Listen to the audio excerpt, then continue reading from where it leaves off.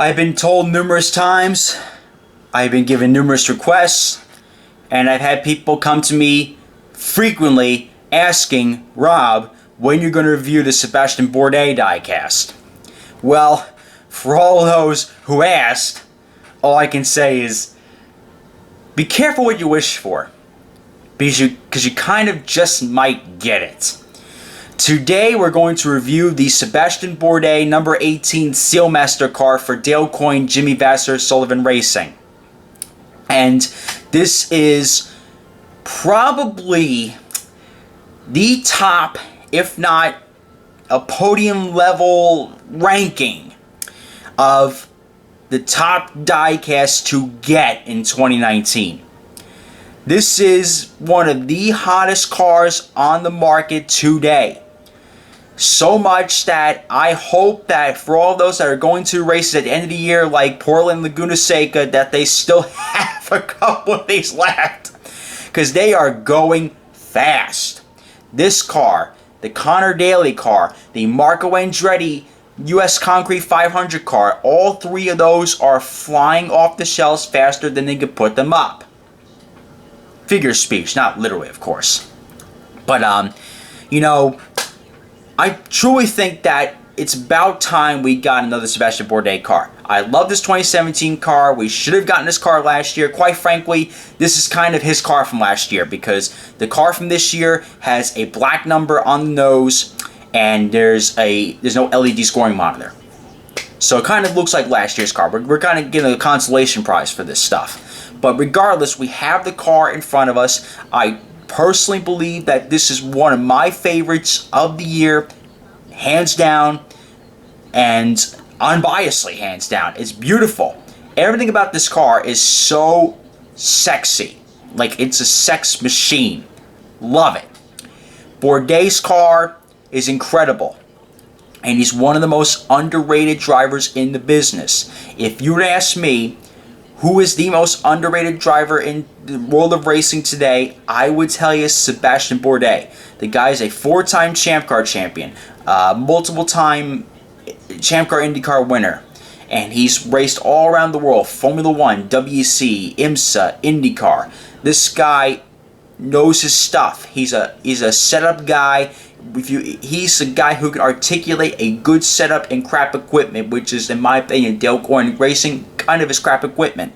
Bourdais can set up a car and put it on pole and put it on the podium, where this car really should be in like 15th or 20th place. Not kidding. That's what Dale Coyne cars were before Bourdais showed up. You know, and I'm glad that they will make this car, because it is literally a beauty. So anyways, the box of this car just looks beautiful. Standard generic IndyCar box. And by the way, yes, he's returning home this weekend. And I hope that one of the four GTs, especially the one he's driving, wins. Because I think Bourdais has a class win in GTLM in the Ford Ganassi team. But I still feel bad for him about the time he missed out on winning overall. I think Kevin told me this story about that one. But Bourdais should have won overall at Le Mans, I think with Peugeot, if not mistaken. I think that's the team. This is my first year following Le Mans in its entirety for the 24 hours. So, of course, my history with the Le Mans 24 hours is nowhere near as particularly packed as what my Rolex history is, definitely. But Le Mans is like the classic sports car race. It is the original endurance race. And I really hope it's going to be a good show. And put in the comments below, who do you think the overall winners will be? I hope that Rebellion Racing shows up and they win the race.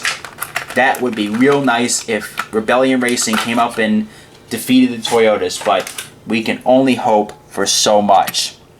Anyways, we open this diecast up.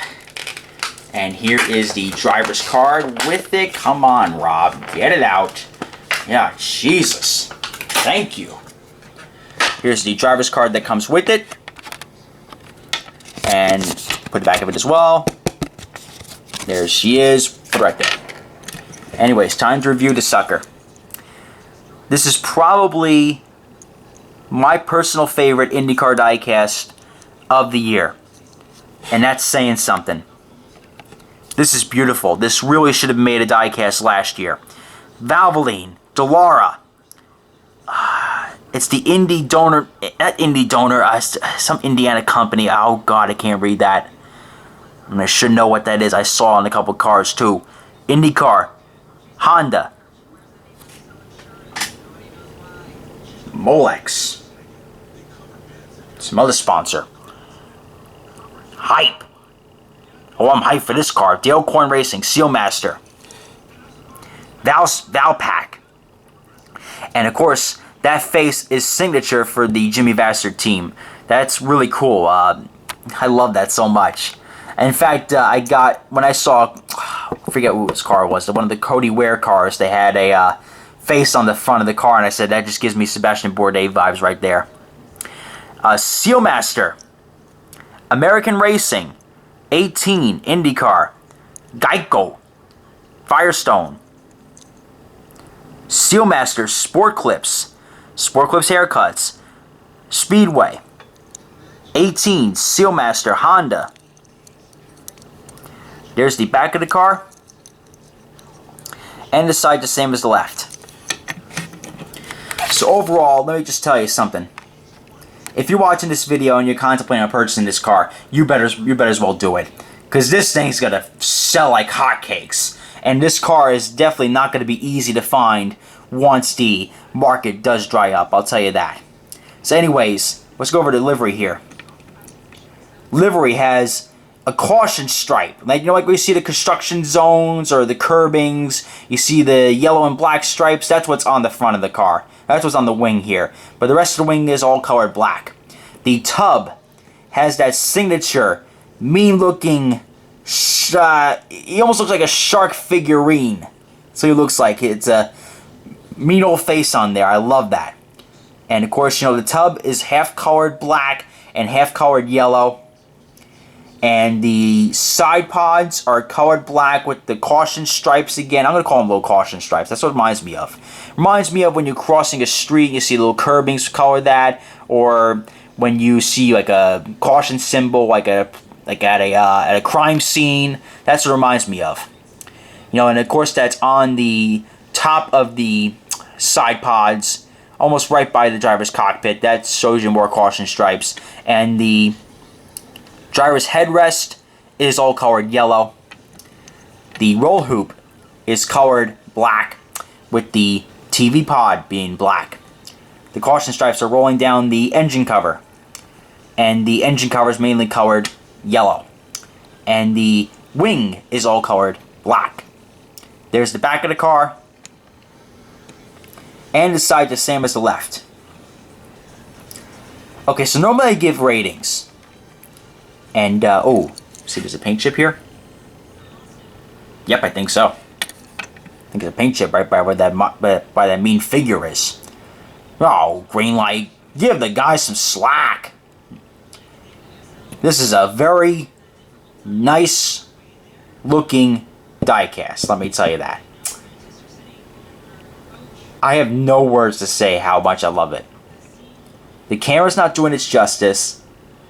It is one of those cars where even if you're not a major IndyCar collector, get the Bourdais car. I'm going to say multiple times, get it. You won't regret it. It's going to be one of the finest diecasts you'll have in your collection, one of the most unique diecasts you'll have in your collection. And it's one that is a staple in the collection because you don't really see too many Bourdais diecasts out, but when they do, oh my God, do those cars sell. And quite frankly, this is going to be the case this year. It is going to be one of those cars where you are going to not be able to find this by the end of the year. It's one of those cars where it's like, oh, the end of the year's rolled around. I'm going to purchase a Sebastien Bourdais car. Where's it all gone? It's all sold out.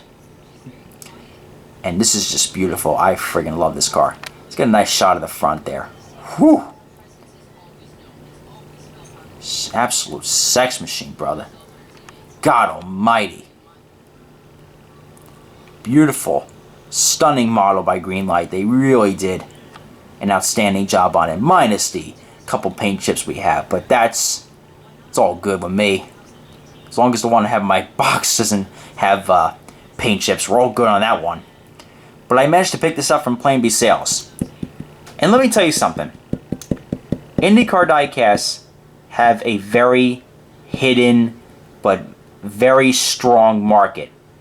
Because, the IndyCar Diecast reviews don't get as many views as the NASCAR ones. The IndyCar photos really don't get as many likes as the NASCAR ones. The IndyCar Diecasts in general are not really well known with the NASCAR fan base, as well as, us particular diehard collectors. But let me tell you something.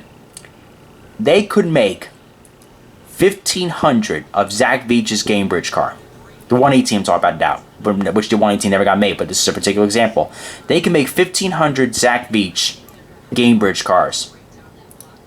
And next year's 500, there won't be any left. Might not be any left by the time Christmas comes. The only place you have to get them is online. And online you have to pay retail price. And you'll be paying retail price for year after year after year as long as it's still on the market. Good luck finding Sebastien Bourdais 2017 cars. Good luck finding Takuma Sato's 2017 Indy 500 winner. Good luck finding Alexander Rossi's 2017 car. Good friggin' luck finding his Indy 500 winner from 2016. I wish you all the best with that for a good price.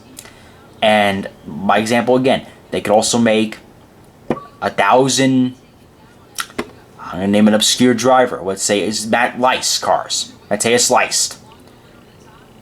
Those cars are almost gone. I really haven't seen many Matt Lice cars from last year.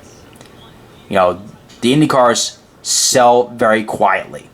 And that's because a lot of us diehard fans collect them, get them signed, or we even sell them. Some people are vendors and they sell them too. People buy them and they'll dry up. It's really it's almost like a speculative market.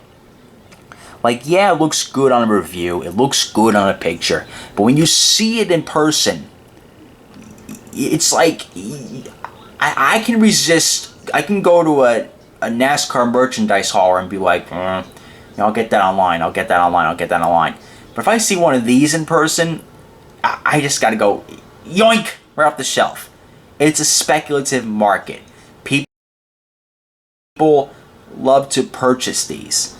People want to have them from the track and go to the garage area an hour later and get it signed by the drivers. Or let's say, for a particular example, they get the car Sunday morning and the full field autograph sessions literally 30 minutes from then. You can get your car and get it signed within an hour. I think that's what also helps the diecast sales. The fact that you can pick up your car, go to the garage area and get it signed by your favorite driver. And I don't get diecast signed anymore because it is quite frankly a pain in the ass to carry around. I get all my photos signed, but I see a lot of people walk in the garage area after they purchase their cars. They go right in the garage area and get them signed by the driver. And it also really is heartwarming to see people like Brian, like him, my other friends too, when they purchase their diecast and they get it signed by the driver literally within an hour. It's mind-blowing. I love it. And I love IndyCar diecast collecting. Like, these are the diecasts I keep. The NASCAR diecast, I don't know what I'm doing with them. I'm thinking about giving them to my good friends in the stop motion community because there's just not any room left there whatsoever. In fact, I was also thinking about donating it to a local children's hospital over here because there's just not enough room for them. And you know what? This is the stuff I'm really passionate about. I met a guy I met my friend who knows this guy who has 3,000 of these cars, including 118s, and 1,000 of them are signed. And he said, this is all for my personal collection. This is all for me. When I die, it's all going to charity. That's the exact thing I'm doing. When I pass away, when that happens, my diecast will be given to children's hospitals, to charities, or to fans who can't go to the track because they have some sort of disability. It's like, hey, I had this collection. What use of it do I have when I'm dead? So that will be my wish to everybody who, when I eventually leave the SERP, which I hope doesn't happen for another 50 years. But it's all for the good. It's all for the good of the collecting, and it's all for a personal hobby. It's not for the money. You know, if I bought this car for $9, I wouldn't want to try to flip it. I'll want to keep it. But let me tell you, beautiful diecast, and storytelling with Rob is always a fun time. So I got to cut it short here. Comment, like, and subscribe. And this is Race Day 12 reminding you to join the fight to stop bullying. It gets better. And all the diecast kid is saying is give peace a chance. This is the hottest car.